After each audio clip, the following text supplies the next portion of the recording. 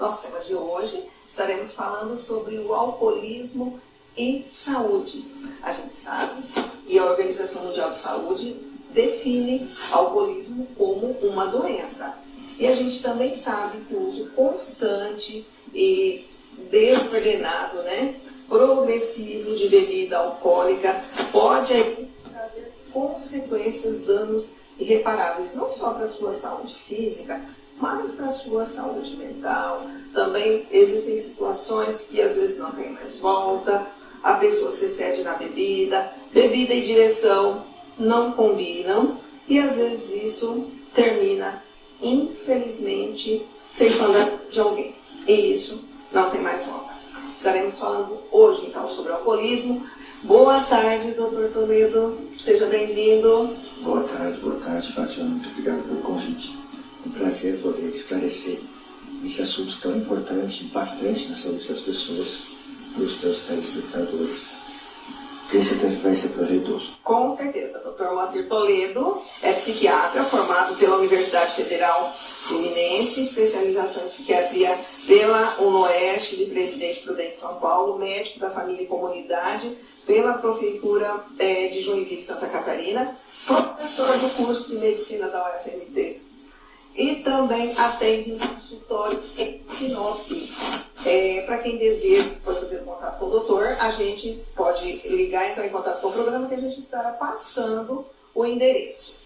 Nosso tema de hoje é alcoolismo. Desde já você pode ligar já para tirar as suas dúvidas, de repente colocar uma situação que você está vivendo aí na sua família, na sua casa, de repente com um amigo. Doutor, a bebida alcoólica, ela tem uma forte presença na realidade das pessoas e principalmente quando se fala em festa? Sim, o álcool está mundialmente disseminado, no Brasil não é diferente. As estatísticas vão mudando, mas cerca de 10, 11% das pessoas são definidas como tendo problema da doença, alcoolismo. Isso é a literatura mais antiga. Com a classificação diagnóstica americana de 2015 para cá, o DSM-5, já tornou mais abrangente o diagnóstico. Então isso já se elevou lá para a faixa de 17% das pessoas tendo o problema de alcoolismo. Se acreditava ser muito mais presente entre os homens, mas na verdade que a gente tinha uma sociedade mais patriarcal, que mais o homem trabalhava fora. Como o álcool gera um certo absenteísmo ao trabalho, nas estatísticas aparecia mais o homem. Mas a gente sabe que as mulheres estão crescendo e hoje praticamente é igual para igual. Hoje está fumando mais, bebendo mais, foi para o mercado de trabalho, teve lá suas vantagens? Teve, mas em compensação também teve uma série de desvantagens e essa é uma delas, A mulher hoje está quase se equiparando no que tange a bebida alcoólica com os homens. E outro aspecto, se nota muitas mulheres bebendo, mas assim, tem todos os aspectos positivos da mulher ter ganhado o mercado de trabalho, mas também tem os aspectos que a gente não pode deixar de enxergar, que talvez tenha sido uma certa necessidade de ficar mais ausente do lar.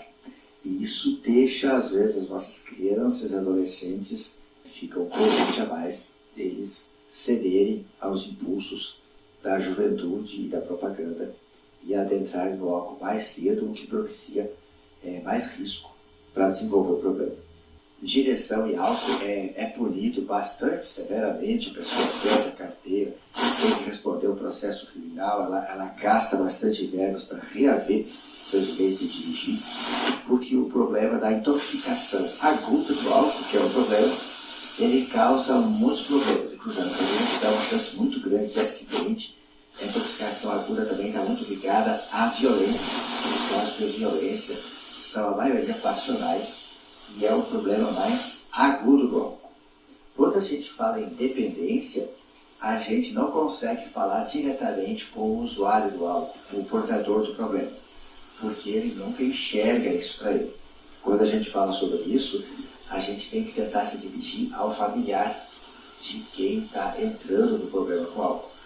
Porque o usuário mesmo, ele sempre vai tecendo racionalizações justificativas e ele não se admite com álcool. Mas o álcool faz dependência sim, E não é uma coisa rápida. A gente tem que pensar assim, 20 a 30 anos usando álcool frequentemente. E o que vai marcar a dependência são os movimentos comportamentais e os sintomas físicos que vão aparecendo. Quanto mais vai ficando dependente, mais a pessoa fica ferrenha em defender que ela não tem esse problema. Ela verbaliza que quando ela quer, ela fica sem beber. Ela para a hora que ela quiser. Mas a gente nota que ele evita os ambientes que não vão alterar. Quem já está na dependência, pelo menos na fase psíquica, é difícil a gente separar um pouco da física, você nota que se você convida para ir numa festa de casamento de evangélicos, por exemplo, que não tem álcool, ele evita de ir porque não vai ter álcool. Então isso já demonstra que o sujeito tem comportamentos restritos do ambiente dele, precisa ter álcool. Não vê graça em lugar que não se bebe. Sim, exatamente. E ele passa a evitar isso, mas sempre que ele é interpelado, ele racionaliza e não admite esse problema. Muitas vezes a gente, enquanto profissional de saúde, a gente tem que alertar, a gente tem que se aliar aos familiares dessa pessoa para que eles ajudem a conduzir ela para o tratamento, porque ela sozinha tem que chegar muito no fundo do poço para ela admitir que precisa de ajuda. E quando consegue, né, doutor? Porque nem todos que chegam ao fundo do poço, às vezes, conseguem fazer essa manobra, né? Sim, a leitura muitas vezes fica cega, eles não conseguem notar. Parece que é o único prazer, a única coisa boa, entre aspas, que eles teriam seria o uso do álcool. A Organização Mundial de Saúde, ela classifica o alcoolismo como uma das doenças psíquicas, né? E com fatores aí, com componentes físicos e mentais. Eu gostaria de falar um pouquinho sobre esses componentes, tanto físicos quanto mentais. Quais são os perigos? Então, muitas vezes a gente, do lado de cá, enquanto médico, tratando as pessoas, a gente precisa, às vezes, abordar os problemas físicos para tratar aquele usuário que vem para tratamento, às vezes, de outro problema, ou a família está trazendo, já direcionando para o álcool. É muito mais impactante para eles entenderem que o fígado está sendo lesado, que existe uma hepatite alcoólica, ou nos casos mais avançados, que já existe uma cirrose hepática, que é o processo de perda da função do fígado com cicatrização. Eles têm muito mais ouvidos para isso.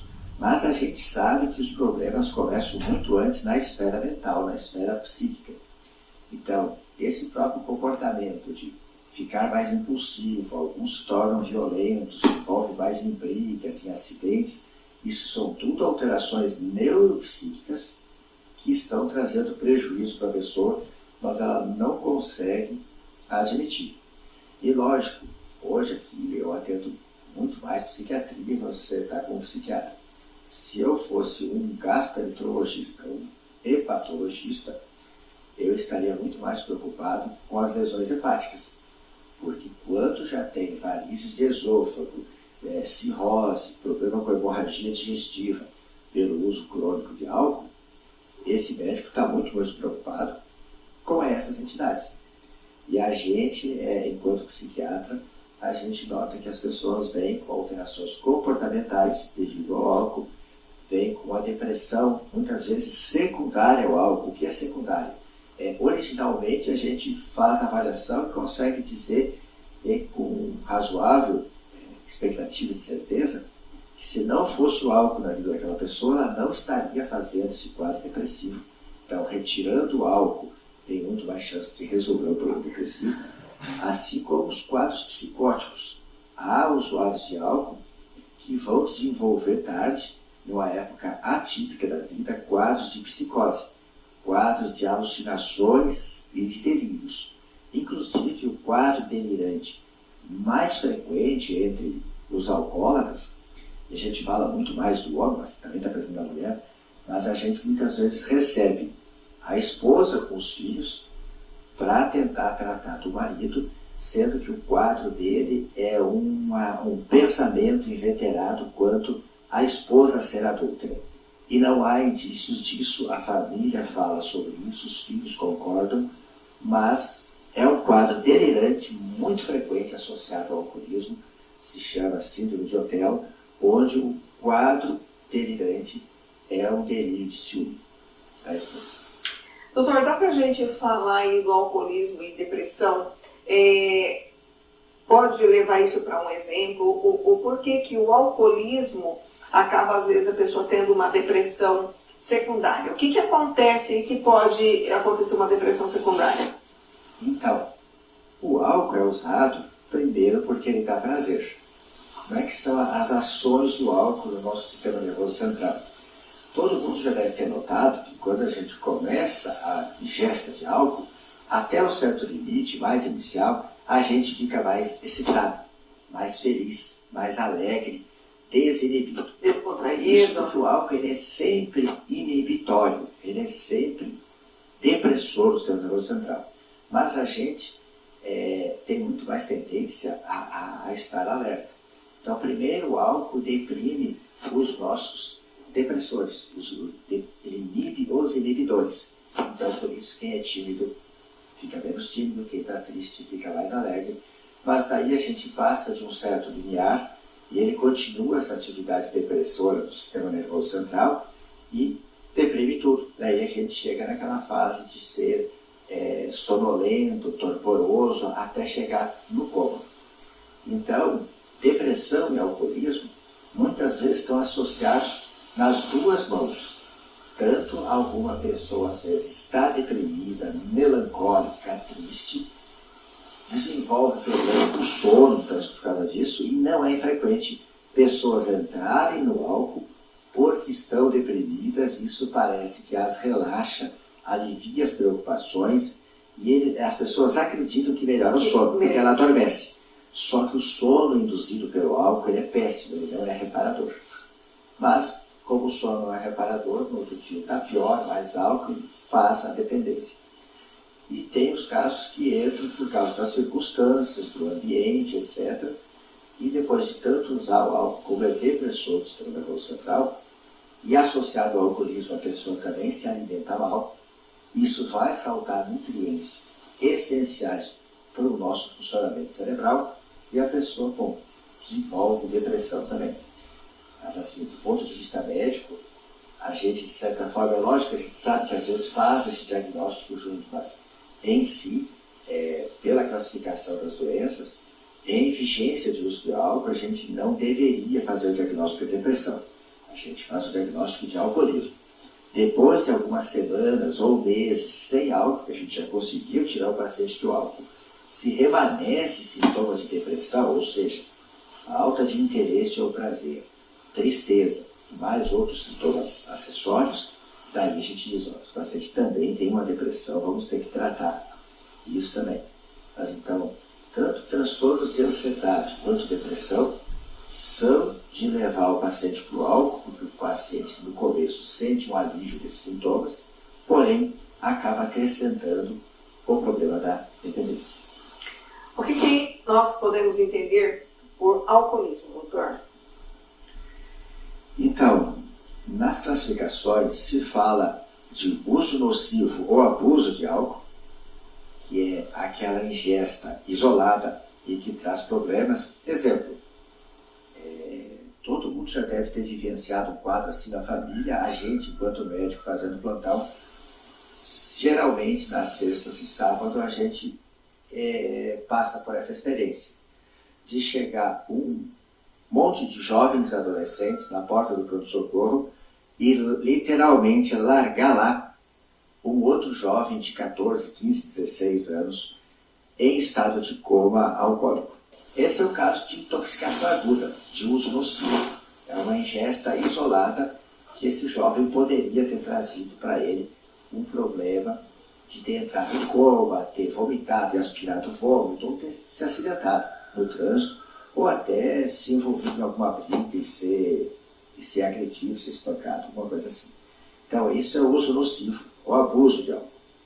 E existe a dependência alcoólica, que é o caso do traduz por linguajar comum o vício. E a dependência alcoólica é caracterizada pelo uso frequente e crescente do álcool. Porque o álcool, assim como as outras substâncias que causam dependência, elas têm a característica de desenvolverem a tolerância, que é a mesma dose que eu uso hoje, lá adiante essa mesma dose não vai produzir o efeito que eu quero. E aí eu aumento a dose. Então, em regra, a pessoa que entra no alcoolismo, inicialmente ela, vamos falar cerveja mais comum, ela toma meia caixinha e tá bom, ela encerra. Alguns meses ou anos depois, ela está tomando uma caixinha inteira e não chega, vai para outra. De modo que os pacientes que chegam para tratar com a gente, o protótipo é um homem de mais de 50 anos, com problema no casamento ou já separado, onde a mãe de 70, 75 anos é que traz para tratar, é alguém que já bebe diariamente cerveja o tempo inteiro e entre as cervejas ele acrescenta o destilado, porque só a cerveja não dá álcool suficiente para a embriaguez que ele deseja. Esse já tem a dependência física estampada. A gente não consegue separar direito a dependência psíquica ou física. A dependência psíquica seria aquilo que o sujeito tem os movimentos de procurar o álcool e evitar os ambientes que não tem álcool, mas se por acaso ele tiver que realmente ficar sem o álcool, não aparece nenhum sintoma para ele. Como assim realmente ficar sem o álcool? Sofreu um acidente no trabalho, fraturou a perna, foi obrigado a internar. E internou, ficou 7 dias internado, fez a cirurgia ortopédica e não aconteceu nada. Esse tem dependência psíquica, a gente diz. Mas se esse mesmo homem tivesse fraturado a perna, internado, e no dia seguinte o ortopedista tivesse que chamar o psiquiatra, porque ele entrou num estado mental muito alterado, com alucinações, com agitação psicomotora, querendo abandonar o tratamento e fugir do hospital, a gente diria, ele entrou em estado de abstinência alcoólica, em delírio tremens. Esse tem dependência física do álcool. É o estado que só nos resta oferecer o tratamento de abstinência total e com uma intervenção aguda, com altas doses de medicação dos benzodiazepínicos para controlar esse quadro, e só existe a proposta de abstinência completa. Já aquele que tem a dependência psíquica e não faz sintomas físicos, portanto não tem a dependência física, existe uma proposta mais amena dele diminuir o álcool sem ainda precisar propor a abstinência completa. Você falou aí em delírio tremens. Eu gostaria que você só explicasse o que é para as pessoas que estão em casa nos assistindo poderem entender. Então, o nome do latim, delirium tremens, é descrito para o alcoolismo. Evidentemente, todos nós, seres humanos, a gente pode entrar no estado de delirium, que é quando a gente fica muito doente. Exemplo mais comum, o idoso que a gente tem em casa faz uma pneumonia e ele não é demenciado, ele é lúcido, ele tem capacidade de ir na padaria, voltar, ele vai no banco, faz tudo. Mas ele fez uma pneumonia, foi internado e a gente vai visitar o vovô e o vovô está fora da casinha. Não reconhece que está no hospital, não reconhece os familiares, está muito assustado dizendo, ele está no hospital e acredita que ele está no frigorífico, que ele está vendo um monte de gente de branco. Ele está no estágio de delírio, de causa clínica. Ele está com uma enfermidade grave e isso altera o estado de consciência dele. E o delirium tremens é a mesma coisa, só que é no estado de abstinência do álcool. Quando a gente desenvolve a dependência física, basta a gente diminuir a ingesta do álcool, não precisa nem ficar totalmente sem álcool. Aquele que bebe aguardente o dia inteiro, se a gente oferecer só cerveja, que é 5% do grau alcoólico, contra 20 a 40 dos destilados, ele já entra em abstinência. E ele costuma ficar agitado, com a sensação de falta de ar, tremor, náusea, palidez, pode vomitar. E durante esse estágio, geralmente, segundo e terceiro dia sem álcool, com menos álcool, é o mais grave, o paciente pode começar a alucinar, a ver bichos. É muito bem descrito o quadro de alucinações, que ele sente que tem bichos, baratas, subindo no corpo dele, é um delírio de infestação, e ele fica muito agitado, pode não reconhecer as pessoas. Esse quadro geralmente precisa de internação hospitalar, porque as pessoas não vão conseguir cuidar do paciente em casa. E mais grave um pouco ainda do que a presença do delirium tremens, é o delirium tremens com convulsões. Sim, a gente pode ter convulsões similares à da epilepsia, mas por causa da diminuição do álcool. Assim como se faltar a um usuário de benzodiazepínico, de Rivotril, se a gente retirar abruptamente esse remédio, ele faz um quadro de abstinência muito semelhante ao do álcool e que também pode chegar às convulsões. Esses quadros é mandatório a gente, enquanto familiar, enquanto convivente de uma pessoa assim, levar para o pronto-socorro de mais fácil acesso nosso, porque essas pessoas precisam de internação clínica. É um paciente que não tem que esperar aparecer uma vaga lá de hospital psiquiátrico distante e escassa, rara. É um paciente que precisa de um leito clínico para observação, suporte clínico com hidratação, alimentação, em qualquer lugar. A gente pode manter internado numa UPA, a gente pode internar num hospital geral, como um regional, a gente pode internar naquele hospitalzinho pequeno de cidade de interior que tem 30 leitos, vai ser capaz de resolver. Lembrando que o nosso entrevistado de hoje é o psiquiatra Dr. Moacir Toledo e o nosso tema de hoje é alcoolismo e saúde. Doutor, quando que uma pessoa pode ser considerada alcoólatra? A gente tem que fazer esse diagnóstico. Então é muito fácil as outras pessoas apontarem, mas eu sempre indico para os colegas, é uma coisa para uso de todos os médicos, não só do psiquiatra, é o chamado teste CAGE. São 4 perguntas muito simples. Dessas 4 perguntas, se a resposta do usuário de álcool, do paciente da gente ou do familiar da gente, se forem 2 respostas sim, 2 respostas positivas, a gente tem mais de 90% de especificidade de estar acertando o diagnóstico. A pergunta mais simples é perguntar para ele se ele já sentiu alguma vez que ele tinha necessidade de parar de beber ou de beber menos. Geralmente, essa resposta é não, porque eles não enxergam o problema, eles negam o problema. A segunda pergunta é se alguma vez ele se sentiu culpado pela forma dele beber. Essa resposta tem muito pouca chance também dele responder que sim.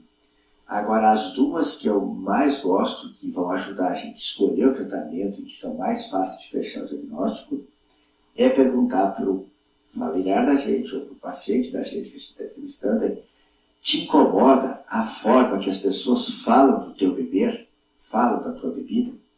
Porque ele não reconhece que ele está causando problemas na família onde ele vive com a bebedeira dele. Mas se ele bebe muito, certamente a esposa, os filhos, os pais falam, reclamam dessa maneira de beber. Então a pergunta que a gente faz é a inversa. Te incomoda o modo que as pessoas falam do teu beber? Se a resposta é sim, grande chance. E a última pergunta que eu mais gosto é a que vai demarcar como a gente tem que tratar esse caso. A gente tem que perguntar, alguma vez você já precisou beber algo alcoólico já de manhã para aliviar, para curar a ressaca do dia anterior? Se a resposta é sim, é porque o paciente já tem dependência física. E esse paciente com dependência física, não é para a gente pensar que vai ser aquele paciente que está na rua, naquela situação deplorável. Às vezes é aquele pai de família que trabalha de segunda a sábado, sustenta a família, é honrado, etc. e tal, mas quantas vezes, principalmente chegando agora nesse período de festas, que às vezes a gente tem ceia 24, tem churrasco 25, e já está de recesso e emenda, que a gente vai escutar um relato assim. Ontem tomamos todos, fizemos churrasco, fui dormir. Hoje de manhã acordei, eu estava ruim. Comecei a preparar o fogo para fazer churrasco do almoço, estava ruim. Mas aí eu fui ali, peguei uma cerveja e tomei todo. Fiquei bom, fiquei ótimo. Esse é o relato típico que a pessoa, infelizmente, já tem os critérios para dependência física. Então a gente faz o diagnóstico, é isso, entrevistando o paciente e a família. Porque esses sintomas do alcoolismo, eles vão muito além daquela questão de intoxicação do fígado, né? Porque quem está em alcoolismo, ele mostra, através das suas atitudes, que ele caminha para o alcoolismo mesmo. Por exemplo, uma pessoa que não se importa, ele bebe sozinho. Isso seria um sinal também, porque as pessoas às vezes gostam de encontrar os amigos para tomar uma cerveja. Mas é aquele que já bebe sozinho, aquele que não consegue parar, aquele que não se importa com o mal-estar da família. Então, a gente já tem que pensar que essa pessoa, além do problema de alcoolismo, talvez já esteja com outro quadro secundário. Pode ser um quadro de depressão. Que esse quadro de procurar o isolamento social, o preferir estar sozinho para alguém que não tinha esse comportamento antes, a gente tem que entender que esse pode ser um sinal principal da depressão, que é a anedonia, né? A falta do interesse ou prazer pelas coisas. Então, a pessoa usa o álcool não mais porque dá prazer, mas porque alivia os sintomas da ressaca, alivia os sintomas da abstinência. E como ela está deprimida, faz parte do quadro depressivo a pessoa buscar o isolamento social. Então, mais problemas ainda.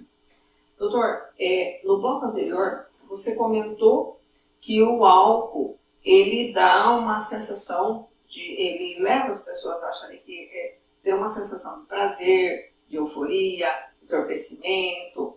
E é por isso que é tão fácil, às vezes, a pessoa acabar se viciando. Sim, o álcool e, inclusive, as drogas ilícitas também. As pessoas entram porque elas causam prazer, só que não vem avisado da bula ali que vai causar outros problemas. Então, isso realmente, o fato deles serem prazerosos, é o que leva as pessoas a reincidir no uso, mas a gente talvez está aqui para fazer esse alerta. Se a pessoa nota que ela tem um quadro de ansiedade social, que é aquela dificuldade de falar em público ou com pessoas novas, e ela nota que ela usa o álcool, ela fica sociável, consegue festar, etc., stop. Tem maneiras mais adequadas de tratar essa ansiedade social que não pelo álcool, senão você vai trazer outro problema para você. Eu já ouvi até alguém comentar, quem tem medo de entrar em avião, eu conheço uma pessoa, ela falou assim que ela só entra, que ela bebe algumas doses de uísque, aí ela entra no avião, só assim ela consegue entrar. É verdade, porque eu presenciei uma vez a pessoa, e ele falou assim, não liga não, é porque eu tenho que viajar de avião e eu só viajo depois de tomar algumas doses de uísque, porque essa é a única maneira, alguém vai lá me levar no aeroporto, porque é a única maneira que eu entro no avião.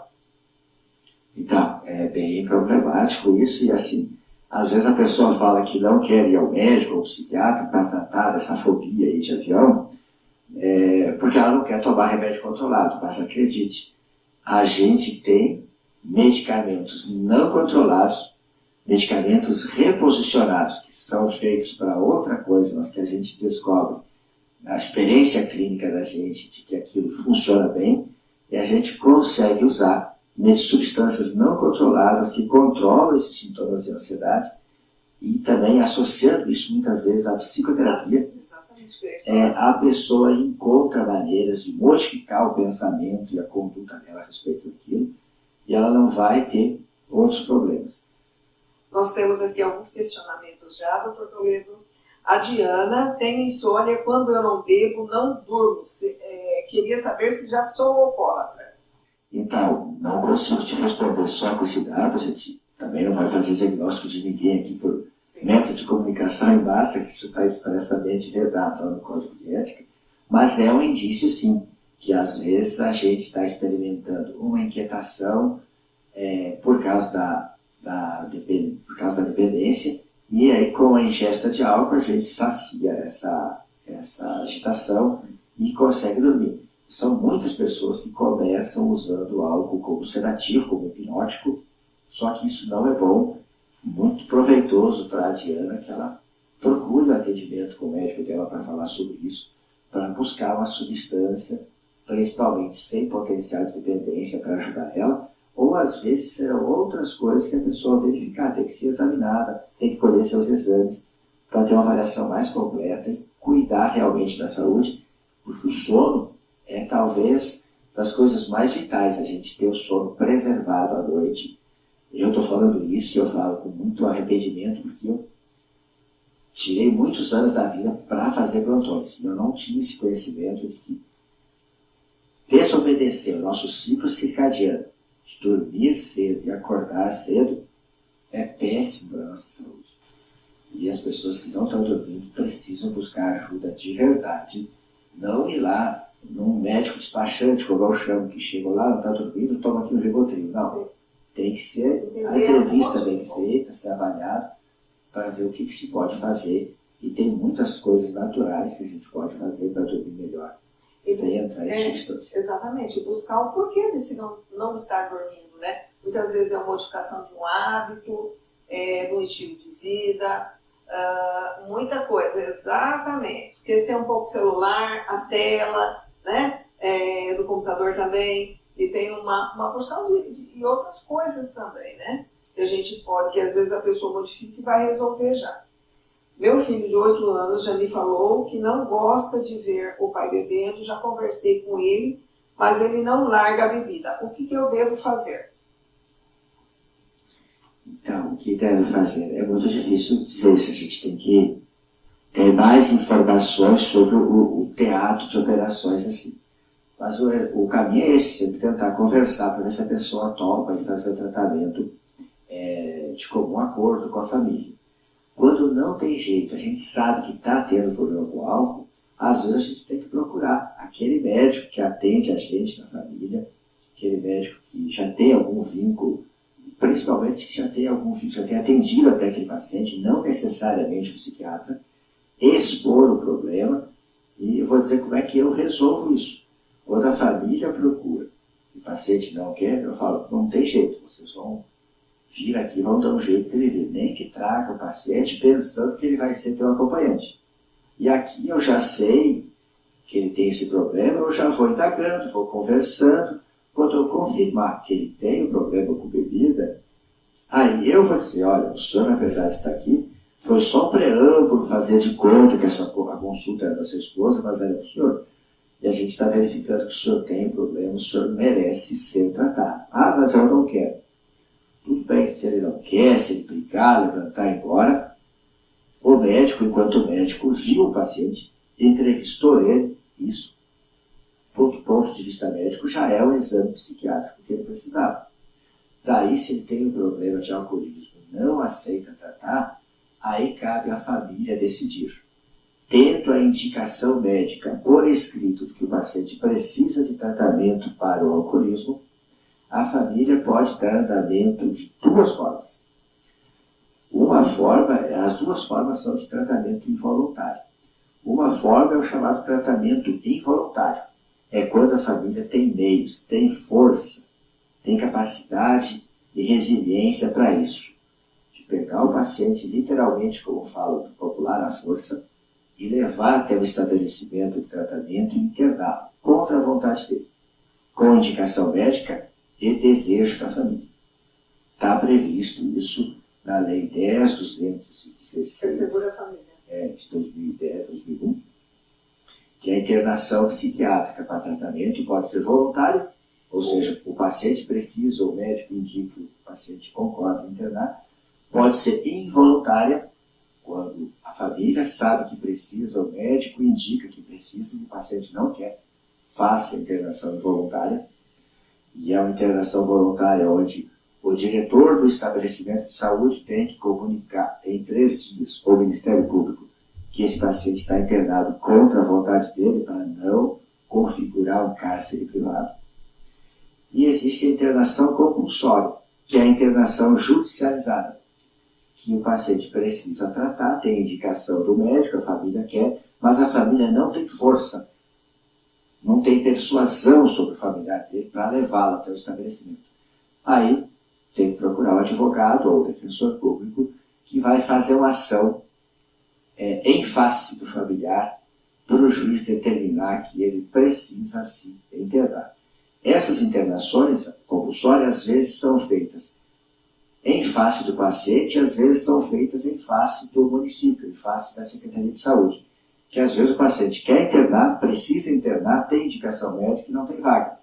Aí as pessoas fazem contra o estabelecimento público, para o estabelecimento público providenciar uma vaga que seja do particular ou da vaga pública para ser internado.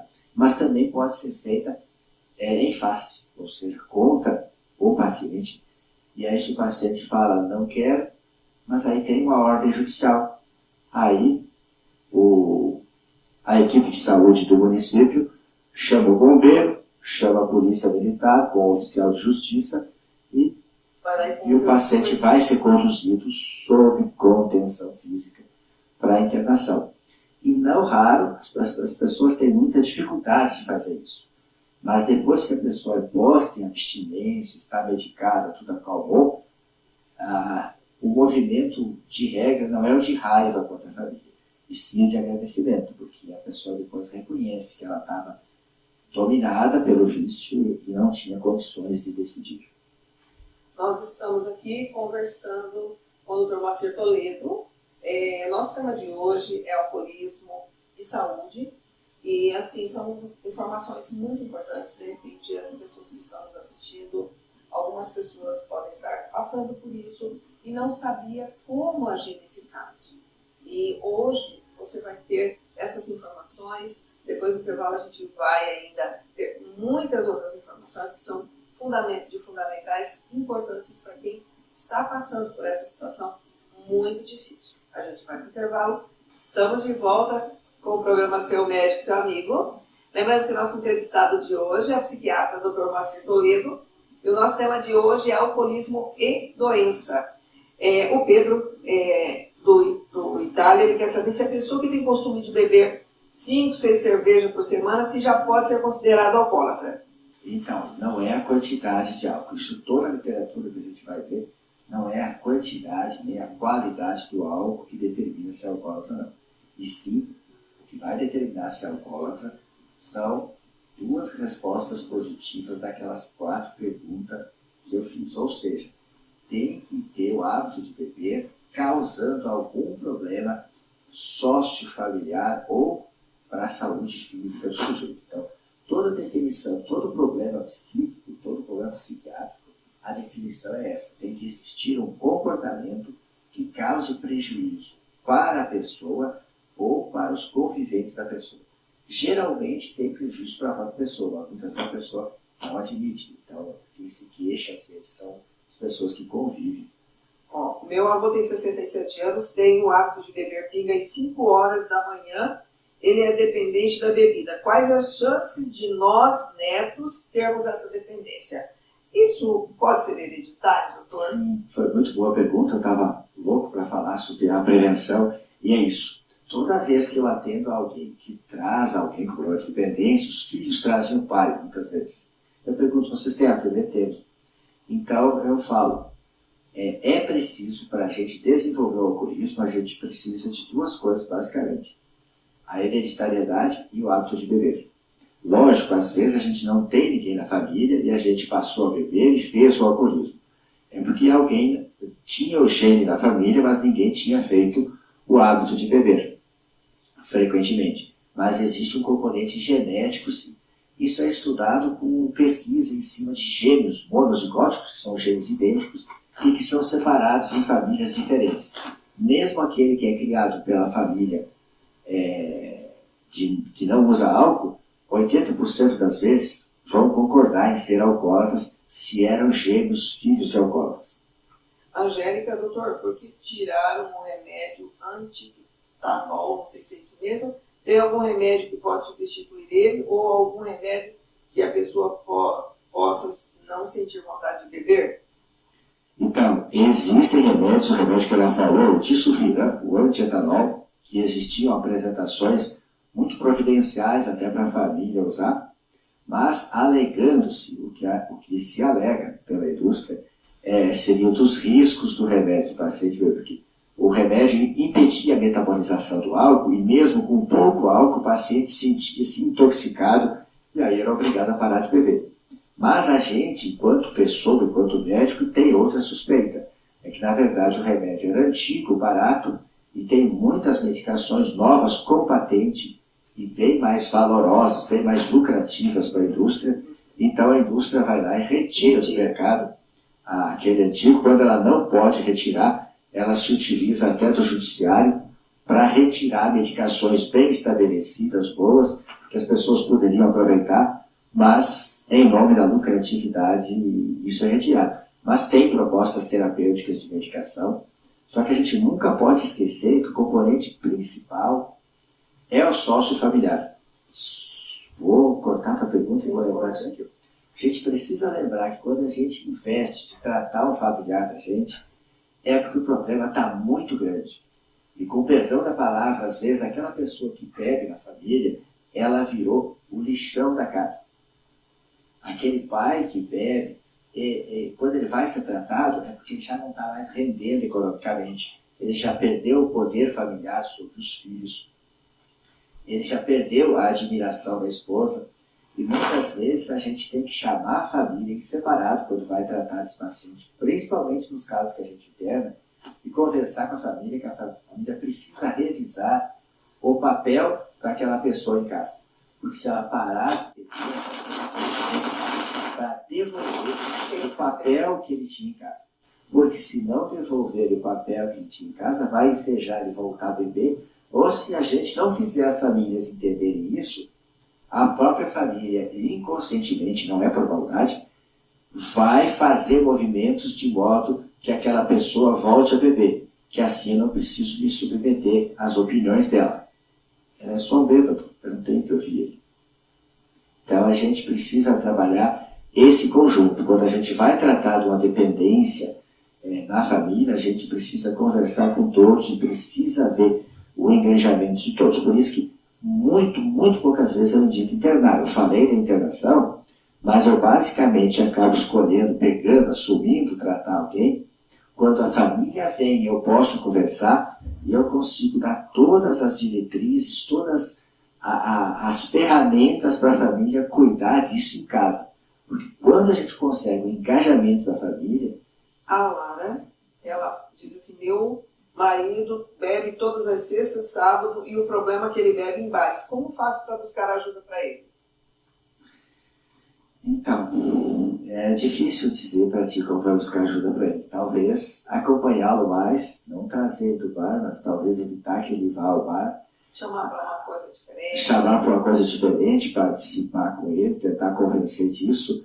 Para as pessoas que têm nitidamente um problema já com álcool, que já tiveram que tratar, nós não falamos aqui, toda a cidade tem os alcoólicos anônimos. Geralmente é no salão de alguma igreja, eles, costumeiramente, na primeira hora do anoitecer, eles têm uma reunião, cidades maiores têm diariamente, às vezes lugares menores, um dia na semana.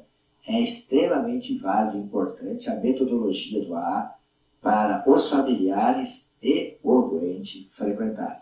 Porque, paralelo à reunião do AA, tem a reunião do familiar do AA.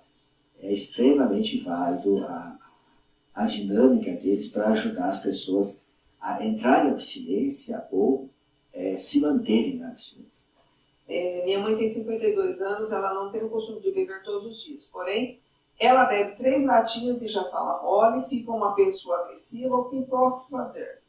Isso é um problema também lá da intoxicação aguda. A pessoa não tem dependência, mas o nome dessa entidade se chama embriaguez patológica. Tem basicamente 3 tipos. bebe, mesmo que pouco, e ela muda de personalidade, muda de comportamento. Alguns são pessoas normais, boas, e quando elas bebem um pouco, ficam extremamente deprimidas, prostradas, falando mole. Outros ficam alegres demais, ficam falastrões, ficam muito saidinhos, pode falar besteira. Aquele homem que pode ficar se achando viril, cantar todo mundo. Ou tem aquele também que fica bravo, valente, arruma briga, que zumba.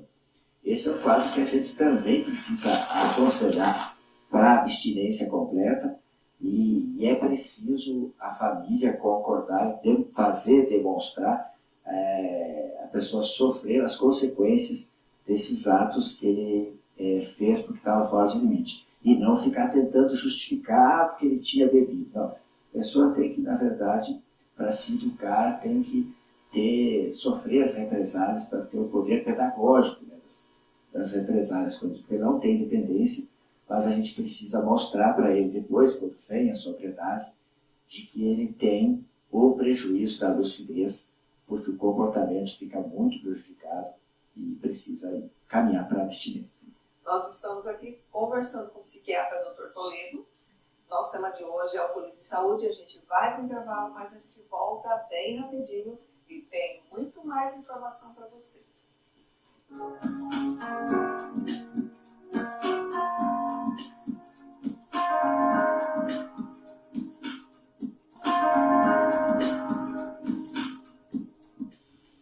Estamos de volta com a programação Médicos Amigos.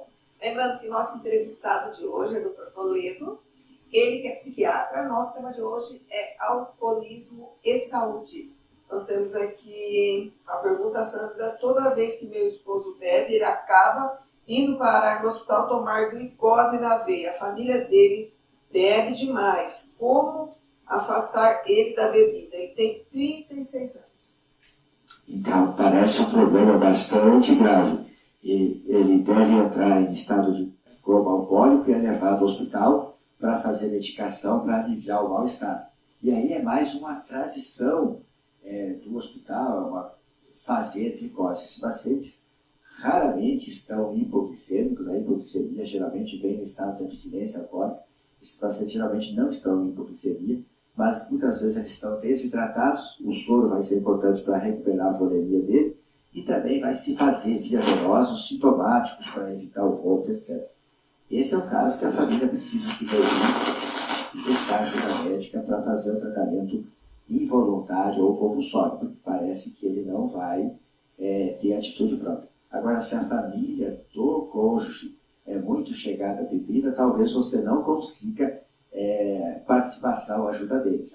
Mas a gente precisa lembrar que legalmente, do ponto de vista jurídico, é a esposa que tem que tomar essa frente e tem o direito e o dever de zelar pela saúde do cônjuge. Tem um filho de 27 anos que bebe muito e não reconhece que bebe demais. A família do pai tem problema com o alcoolismo e já está com problema no fígado. Ela pede o seu endereço, o telefone. O senhor pode passar o site? Sim. Na verdade, tem redação do CRM para a gente divulgar telefone em vez de mídia, mas certamente a pessoa vai encontrar a gente se digitar psiquiatra Sinop, vai aparecer lá na busca do Google, e o site é doutor, por extenso, doutortoledo.com. Sem BR, a pessoa vai achar todos os contatos da gente, que a gente puder ajudar, a gente vai conduzir. Doutor, diagnóstico, você falou que é aquela entrevista que você faz, né? O tratamento vai depender muito da causa que você encontra nessa anamnese que você faz, nessa entrevista que você faz com esse paciente? Sim, o diagnóstico é a entrevista e a gente vai colher exames também conforme cada caso necessário, para a gente saber o que mais precisa tratar de comorbidades, os outros problemas que vêm junto. E em dependência química ou alcoolismo, é vital a participação da família. A gente não consegue conduzir um tratamento só com o paciente. Às vezes a gente até deixa se levar, contando um caso brevemente, é uma pessoa, uma mulher, profissional de saúde, que buscou tratamento desacompanhada, sozinha. Eu a ouvi, tudo bem, mas já achei que não acontecia muita coisa, ele dei o tratamento mais brando, está alegando não ter dependência. No retorno, ela já vieram 2 irmãs dela, conduzindo ela com o mesmo discurso de não admitindo o tamanho do problema que é, mas ela estava com a face toda roxa, sem capacete, de moto, embriagada, caiu e fez aquele ferimento. E as irmãs me contaram depois em separado que além disso ela se envolveu numa briga, parece. E daí eu passei a orientar a família em separado, a conduzir o tratamento. Então, assim, é vital o envolvimento da família. E, assim, a família precisa saber que o tratamento é involuntário. A família precisa conduzir mesmo esse tratamento com a orientação do médico. Quero agradecer imensamente sua participação, deixar aberto para suas considerações finais, dizer que foi um prazer muito grande te entrevistar, deixo aberto também aí para você deixar uma mensagem de final de ano. 1 minuto e 20. Então, obrigado. Eu que agradeço o espaço para falar sobre um tema tão importante. Eu peço desculpas às pessoas, às vezes a minha franqueza, a minha dureza em conduzir isso, eu tenho essa característica de não saber ser simpático, e é um tema duro, e hoje, um dia de festa, eu vir falar contra o uso do álcool aqui, é muita chance de ser desaprovado, né? Mas entendendo que muitas pessoas têm esses problemas e as famílias precisam encontrar como conduzir esse tratamento, e o principal é a gente pensar assim na prevenção. Eu não vou ser da moral de cueca aqui, eu uso álcool, mas hoje eu sei que eu uso muito menos, e assim, certas épocas a gente fica usando álcool e a gente percebe, só vai perceber que aquilo estava sendo danoso quando a gente experimenta ir a algum evento, ir a alguma festa e não tomar alcoólicos. O estado da gente, depois que a gente vai numa churrascada de domingo e almoça e não bebe alcoólicos, a gente percebe que depois do almoço a gente consegue aproveitar a tarde, fazer outras coisas, outras atividades, que seja de lazer ou até trabalhar por aquelas coisas que a gente precisa fazer em dia para iniciar segunda-feira com tudo certo, a gente se sente muito melhor. É muito bom também a abstinência. E lembrar que se a gente está precisando do álcool para estar naquele ambiente, para estar naquelas pessoas, é porque talvez aquele não seja um ambiente bom para nós, não sejam as pessoas corretas para a gente estar junto, porque a gente está precisando do álcool para falsear a nossa impressão das coisas. E desejar a todos boas festas, aí, comemorações com moderação, que tudo corra muito bem. De agradecimento a você, nosso telespectador de todos os sábados. Não esqueça, no próximo sábado nós temos um encontro marcado aqui no Programação Médicos Amigos. Claro que eu aguardo você. Tenham todos um ótimo sábado, excelente final de semana. Feliz Natal. Que o menino Jesus possa renascer no coração de cada um de nós. Tchau, tchau. Programa Seu Médico, seu amigo.